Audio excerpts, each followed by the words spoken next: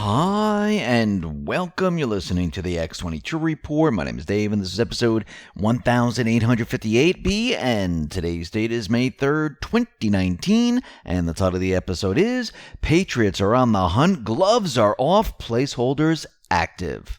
Now, before we get started, I wanted to talk about privacy. Facebook expects to face a massive fine of up to $5 billion from the Federal Trade Commission as a result of an investigation into its privacy policies. Once again, big data fails to protect its consumers' privacy. Why should we keep trusting them? Well, we shouldn't. And one way to fight back is by using a virtual private network. Virtual Shield is my VPN of choice because it's the easiest and fastest VPN to use. Plus, they will never sell or share your data with anyone else. This month, Virtual Shield is offering a Memorial Day special of 30% off all VPN plans. Their no-log policy protects its users from any data breaches. Protect your personal data today by clicking the link below. Let's get into the economic collapse, political and geopolitical news.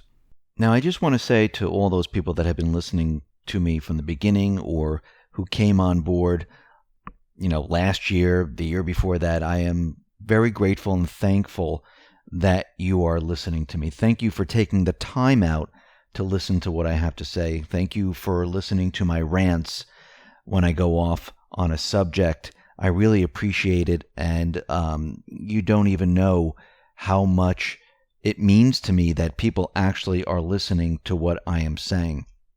On another note, I finally made the list of those sites that are blacklisted.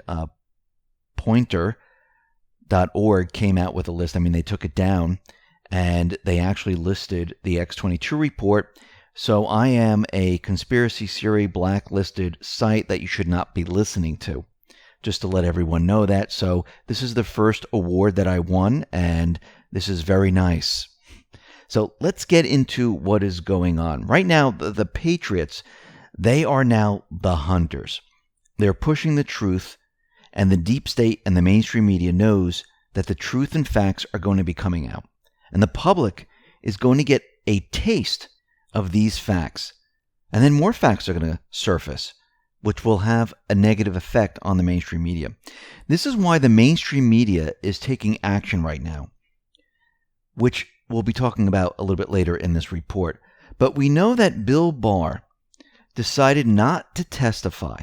Nadler was going to have staffers and experts ask him questions. And this is something that we've never really seen before. Representative Doug Collins says, over the 206-year history of this committee, staff have never questioned witnesses in an oversight hearing. Never, not once. So to say Chairman Nadler's demands are unprecedented would be an understatement. Listen to what Representative Doug Collins says. Thank you, Mr. Chairman. Let's be very clear. There is only one reason, and one reason only, at this point, we are not being able to fulfill our constitutional role of oversight, and that is the chairman's demands that were played out yesterday. We could have had a hearing today. What bothers me the most about this is not only did, in standing for the questions that were discussed and the issues that have been discussed between me and the chairman, not only did he take the ability for the American people to hear again from Bill Barr, he took our ability to hear from Bill Barr today. To protect, maybe, because some didn't feel like they could ask proper questions. Maybe they wanted more staff questions. Who knows? But yesterday we found this, that he claims that he wants staff to question the Attorney General because the 5 minute per member is not enough. But yet we spent and approved a motion yesterday that said we could do a whole hour, an extra hour, between the chairman and myself. He could have took one of these fabulous members that he has, and he has some excellent attorneys on his side, some of the best. He could have given them all 30 minutes, and they could have questioned the Attorney General any way they wanted to. Instead, we go back to a circus political stunt to say we want it to look like an impeachment hearing because they won't bring impeachment proceedings. That's the reason. Take whatever you want to take. You can go out and have press conferences. You can state it from this dais. You can state whatever you want to have. But the reason Bill Barr is not here today is because the Democrats decided they didn't want him here today. And as you can see, the deep state, those individuals in government, they don't want certain people to speak.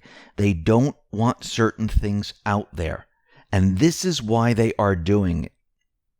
Now, during Nadler's voting session, he wouldn't let anyone else speak or raise a motion. Representative Gates was trying to speak, but they shut him off. They shut him down. They shut off his mic. And Donald Trump Jr. tweeted out the following: whether it is big tech companies like Google, Twitter, Facebook, or Democrats in Congress like Nadler, it sure is interesting how quick the leftists are to shut down the speech of their opposition by censoring conservatives. Take a listen to what happened.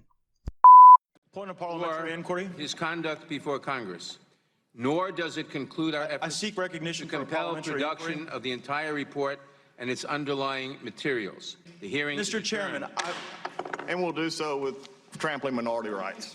it's going to be, Mr. Chairman, where there is not going to be a recognition of members who seek legitimate inquiry as to the procedures.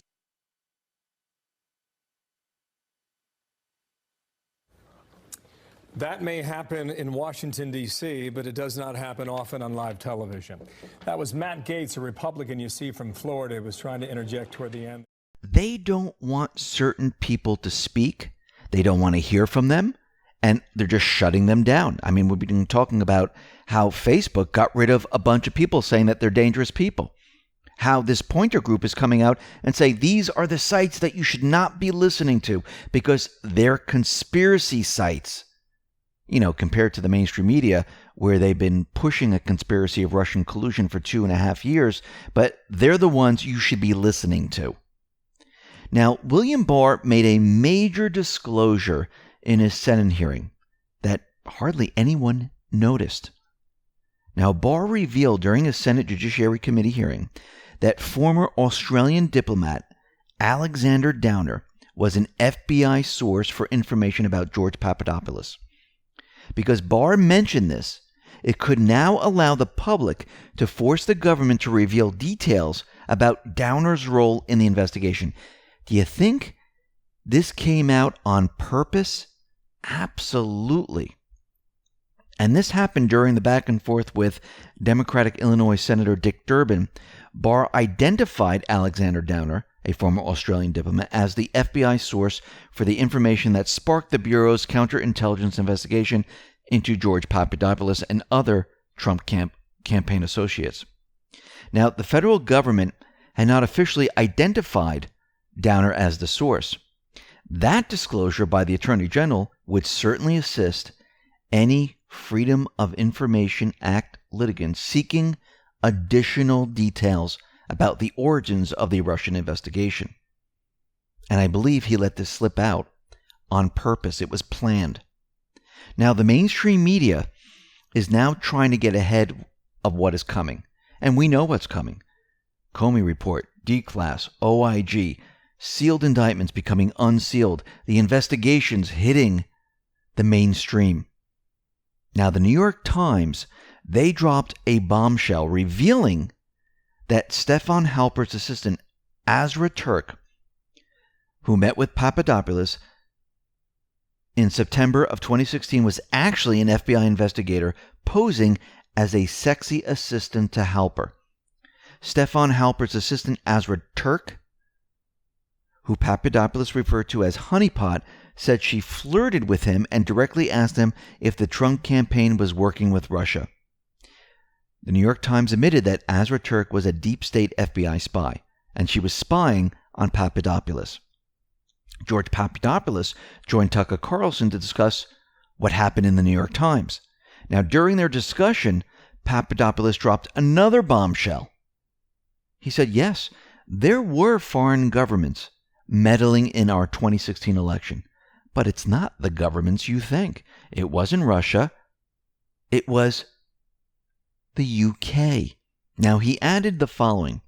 I don't think President Trump was tweeting out of the blue about UK interference last week because let me explain why.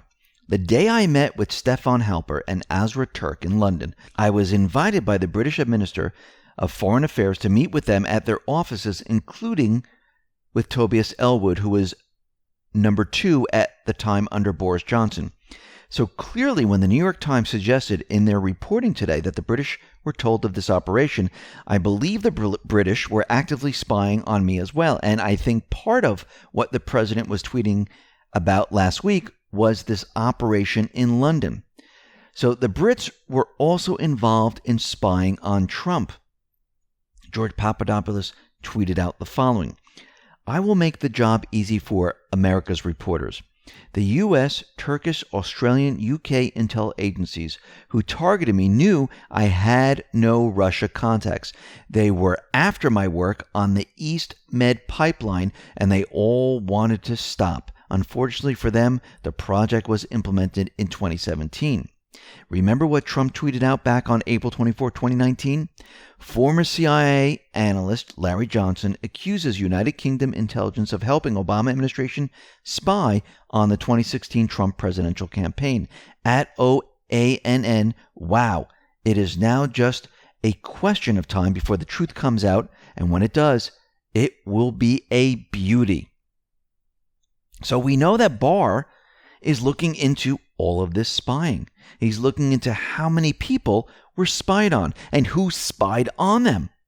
And Barr said the following: many people seem to assume that the only intelligence collection that occurred was a single confidential informant and the warrant to surveil Carter Page. I would like to find out whether this is in fact true. It strikes me as a fairly anemic effort if that was the counterintelligence effort designed to stop the threat as it's being presented. Donald Trump Jr. tweeted out the following: Dear Democrats, the American people aren't stupid. They know what spying is, and no amount of gaslighting will change the fact that the Obama administration spied on my father's campaign. A.G. Barr crushed this clown. Paul Sperry then tweeted out, now that we know Comey FBI failed to trap Papadopoulos, despite running its own undercover honeyspot sting on him, it's imperative to declassify FISA warrant apps on Page to see what FBI claimed about Papadopoulos. If no evidence of conspiracy, it further undercuts FISA predicate. And you can see that Barr is looking into all these different avenues, not just one, and the truth is coming out. The New York Times is trying to get ahead of all this. And of course, they're going to put their little spin on it, but it's going to break down, because what happens is, as they try to spin this information, who has the facts? Who has the documents? Who has the truth? The Patriots. So whatever they try to do, it's not going to work, just like the Russian collusion, just like the dossier. When they had to backtrack and say, yeah, the dossier, that was fake. Yeah, there was no Russian collusion. Because the facts and the truth will always win out. Yes, they can continually put out the propaganda, but it will not work. Paul Sperry continued. This is one of two tweets that he put out there. In their otherwise informative New York Times story on FBI sting ops on Papadopoulos, Goldman, Schmidt, and Mazzetti lied when they said Papadopoulos said the Russians offered thousands of hacked Democratic emails. Even Mueller doesn't say they were hacked in his tendentious report. And the New York Times byline trio is equally disingenuous when they write in describing Carter Page that he had interacted with a Russian intelligence officer. In fact, Page testified against that Russian intelligence officer. The mainstream media just can't come completely clean, can they? And Paul Sperry continued, Barr's right. The spying had to be much broader than just one informant and one FISA. In the end, we'll find that Papadopoulos, Flynn, Manafort, Page, Clovis, and many other Trump advisors, as well as Trump himself, plus his family, were spied on by the Obama, FBI, Department of Justice, mother of all scandals. Yeah, that is what we're going to find out. And the mainstream media, they're trying to get ahead of all this. But I believe it's a little too late. Now, Ramsey's Goat tweeted out the following and takes a portion of text that went back and forth. And they're talking about something called Oconus lures. Now, some say this is outside of the continental United States. Others say outside the contiguous United States, i.e. Alaska, Hawaii, and all other countries. But this is what he tweeted out. Stephen Halper, Joseph Mifsud, Azra Turk, Simona Alexander Downer, Sir Richard Dearlove. Who am I forgetting? There are others. Oconus Lurs equals FBI human assets sent to entrap Team Trump. And down below, he took some screenshots. You'll get our Oconus approved. It's sick, but I really like policy issues and having tight sigh. Is that what Department of Justice wanted? You get all our Oconus Lurs approved with like a winky smiley face? No, it's just implicated a much bigger policy issue. Might even be able to use it as a pretext for a call. Smiley face. So what we're seeing here is we're showing these connections that these individuals were planning and did spy on Trump. Lindsey Graham, he is looking for answers, and I believe he will find them. And he tweeted out the following. Remember the counterintelligence investigation was opened by Trump haters? Why didn't the FBI tell Trump about their concerns like they did with Senator Dianne Feinstein? So much to do.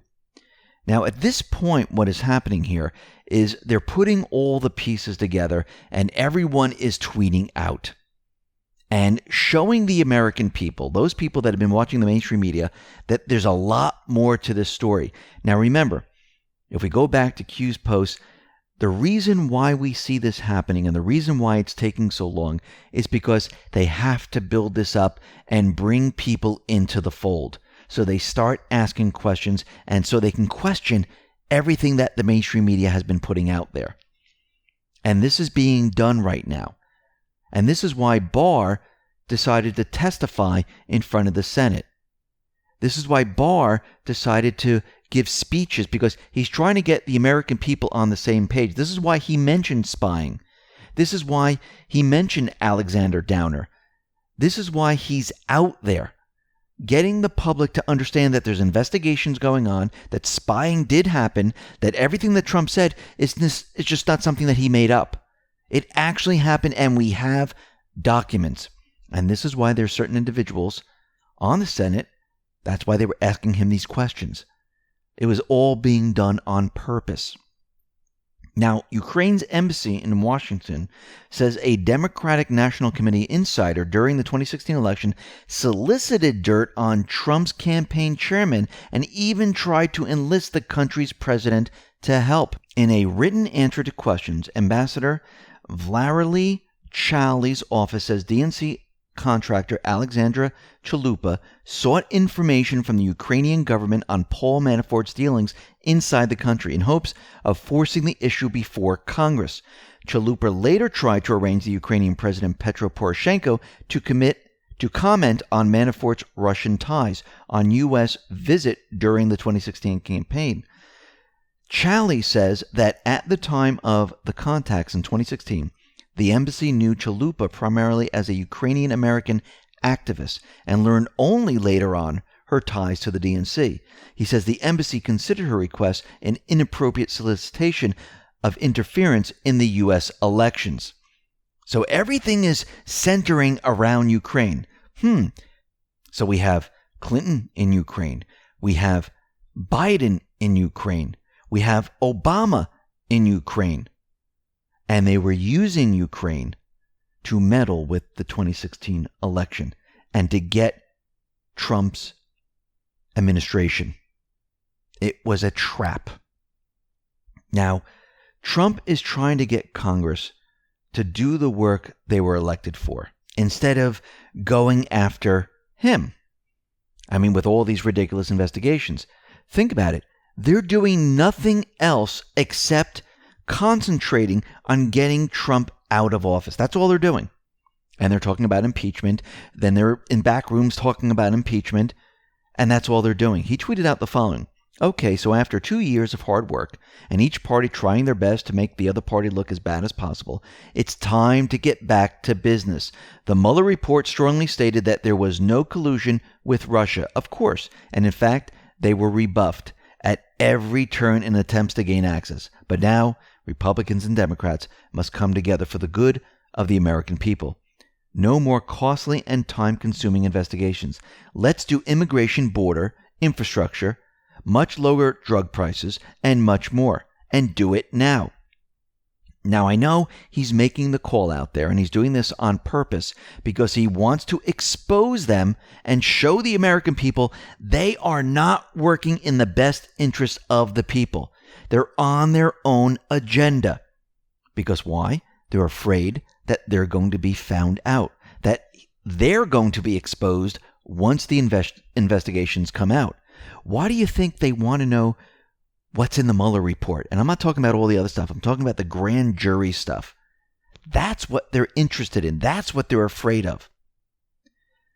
Now, Trump dropped a bomb during an interview on Fox. And this was an interview with Catherine Herridge. And she asked the president about fired FBI Director James Comey and his involvement on his campaign. This is what Trump said. If you take Director Comey out of the equation and his actions in 2016 and 2017, would the country be where it is today? I think that he did a terrible job. I would say he probably led some kind of an effort. The word spying has been used. He probably was one of the people leading the effort on spying. So it's a very serious charge to make. I know, and we'll find out whether or not it was true. And I think it could very well be true, but we're going to find out pretty soon. How did the Deputy Attorney General explain media reports that he discussed secretly recording you and invoking the 25th Amendment? I don't know. I don't know what happened. I mean, that Did he have a phone call with you about it? Did he explain it on the Air Force One? Honestly, I'd much rather have you ask him that question. It sounds a little bit far-fetched, frankly, but a lot of things in this case are far-fetched. But I got along with him, and I think that question you'd probably have to ask him. So, boom. Trump is letting it out there that Comey was orchestrating the spying. Now, we know James Comey won't be sleeping much tonight. He might tweet out one of those strange tweets that actually has a code behind it. Now, the Trump campaign released a statement on Obama spying on his campaign, and it is brutal. May 2nd, 2019. Trump campaign statement. A New York Times story about FBI spying on 2016 Trump campaign. There was a word for this in the English language, spying. Democrats and their media friends have expressed horror at that term, but there is no other way to describe it. The FBI spied on the Trump campaign in 2016. For 2 years, Democrats and their allies in the media have lied to the American people about the Russia collusion hoax, when all along the real scandal was the Obama administration using the Justice Department to spy on a political adversary's campaign. As President Trump has said, it is high time to investigate the investigators. The Patriots are on the hunt. The offensive begins now. Now, Trump is out there and he's saying that we're going to tell the American people the truth. We're going to be transparent. We're going to let everyone know what has been going on, that they will see everything. M3 Thods or at M2 Madness tweeted out the following. Boom goes the dynamite. And just take a listen to what Trump says. Timeline on when the public will see these Russia records declassified? Yes, I'm going to be allowing declassification pretty soon. I didn't want to do it originally because I wanted to wait, because I know what I've seen the way they play. They play very dirty. So I decided to do it, and I'm going to be doing it very soon, far more than you would have even thought. May, June, July? No, soon. I mean, soon, whenever they need it. Whenever they need it, I'll be doing it. But I will be declassifying, yes, everything. So Trump is saying the declassification is coming pretty darn soon. Doesn't want to give any dates, but they're going to release everything. Now, does this mean all at once? Probably not. They'll probably do it in steps, because the country is going to awaken to something completely different than they've been told by the mainstream media. And for some, this is going to be a big shock. For many, they're going to reject it. They're not going to believe it. And of course, the mainstream media is going to try to spin it a little bit, or maybe a lot. and people are going to be angry, and they're going to start to do research. This is the pivotal point, because once this happens, the deep state knows they can't put these people back to sleep. Once these people start to realize what has been going on, that they've been betrayed, well, who loses credibility? The mainstream media, the deep state. And they lose their grip on the people. They know this. And we should be a little worried about what they might try to do. But I do believe the Patriots are listening to all the chatter, and they understand what they might try to do, and they are probably taking countermeasures to stop what might happen. Now, since the New York Times article came out, the Washington Post, CNN, and many other mainstream media outlets, they've really said nothing. They haven't written any articles. Maybe they have at this point, but they really haven't said much. CNN made some mention on a report on air, but they haven't written any articles about it or anything like that. They're trying to, most likely, they're trying to figure out what they need to do to spin this whole thing to make it seem like they knew this all along and it's not as bad as you think, and don't really worry about it. But this is the least of their problems, because a lot more information is going to come out. And what's happening here is the truth is going, and the facts are going to overrun all their propaganda. It's going to be like an avalanche. Where do we hear that before? D5. Once it picks up speed, once it comes down the hill, they will not be able to stop it. It will overrun everything that they're doing. And they won't be able to stop it. Now, down at the border, it looks like Trump is reportedly preparing to give law enforcement officials the authority to conduct interviews with asylum seekers. So when they come to the border, the Border Patrol agents, they're going to be trained in this so they can interview these individuals instead of having them go to the court system. Which will do what? Which will help the entire situation. Because they will make the determination, well, they're not really seeking asylum. They didn't answer the questions right. And guess what? You can't come in. You need to go back to Mexico. So how are these changes going to help?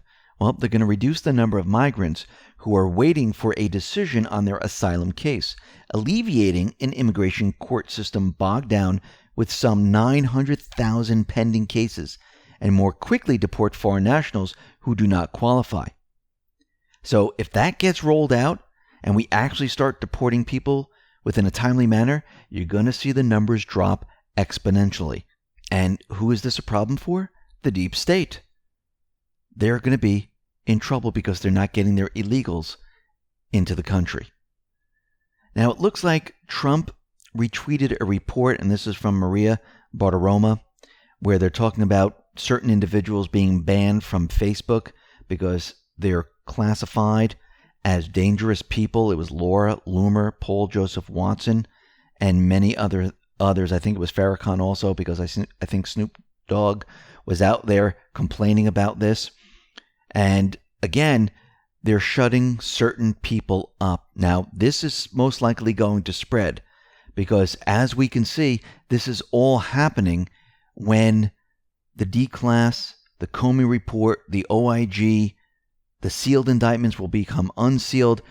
All of this is coming out, and it looks like the deep state, they are now moving in that direction to silence people so nobody says a word or nobody listens to what others have to say. And we knew that this was coming. We knew that eventually, because of Q, that they were going to make this move to shut down individuals and ban them and block them. And we most likely will see this spread into Twitter, into YouTube, into many other areas. And we know that Trump had a meeting with @Jack in the White House. So we'll have to see how this all plays out. And we know that Trump retweeted this on purpose. And it looks like it's time to take action. What did Q tell us? Well, it looks like they might have to regulate these companies. Now, Trump Since the Mueller report came out, he is finally free to speak to Putin without hiding behind the curtains, without secret meetings and all this other stuff.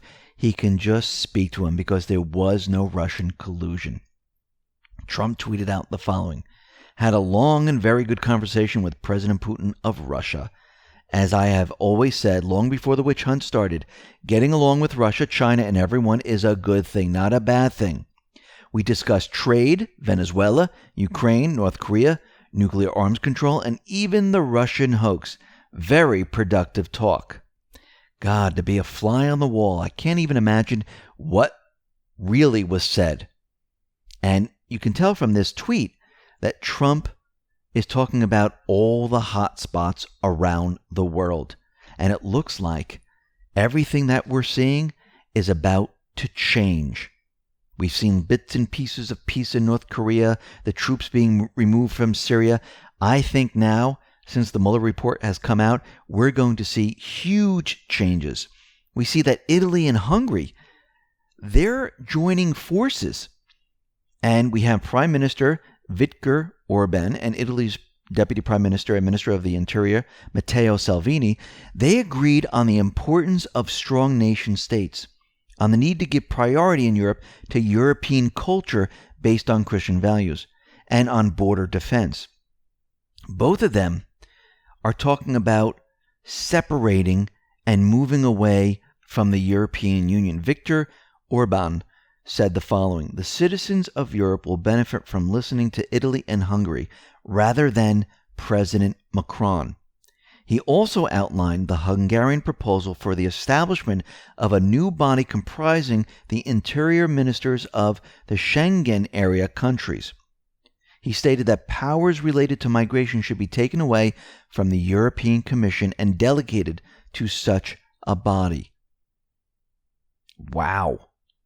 And it looks like they are pushing to move away from what Macron, what Angela Merkel are trying to do here, and those unelected individuals. We see Venezuelan opposition leader Leopoldo Lopez. He revealed that he talked with senior military officials, and they said, oh yes, we're going to be defecting, we're going to be moving over to your cause, and it looks like the actual opposite has happened. And it looks like the Caracas Fifth Court revoked Lopez's house arrest and ordered his immediate detention, indicating that once in custody, he will have to serve out his remaining sentence at the Ramo Verde military prison. And we see that Guaido and Lopez, they joined forces under the false pretense that the military was going to switch to them. And that whole plan went down the drain. Now, I know there's a lot of talk of military intervention and we're going to be going into this country, and I know Trump's talking about this, but we've heard this before. We heard this with North Korea. We also heard this with Syria, where we're going to go get, Assad, we're going in there, and he fired missiles. Well, the situation is a little different in all these areas. Syria, the United States troops were already in there. So him firing missiles, no one would question that. It'd be normal. And the powers that are out there, that would be fine. North Korea is a different story because we never had troops in there. And invading North Korea would look like the United States is starting a war. That's why that never happened. Trump doesn't want a war. Same thing with Venezuela. We don't have troops in there. And to bring troops into Venezuela would start another endless war.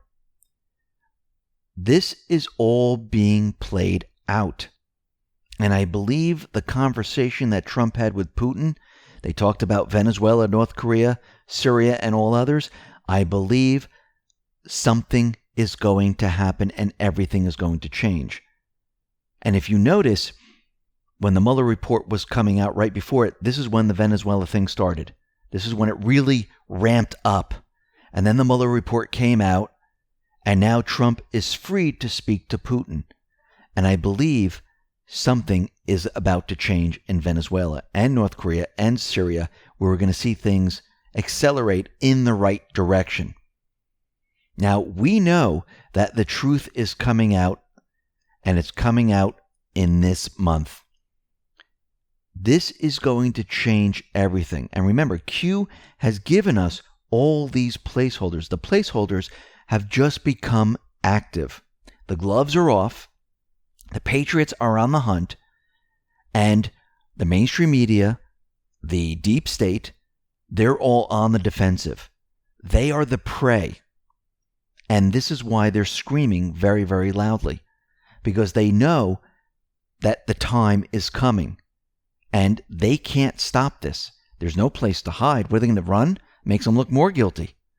All they can do is scream and yell. Maybe at the very end, people will disappear. Of course, they'll be found. But right now, if they start to run and hide, they look completely guilty.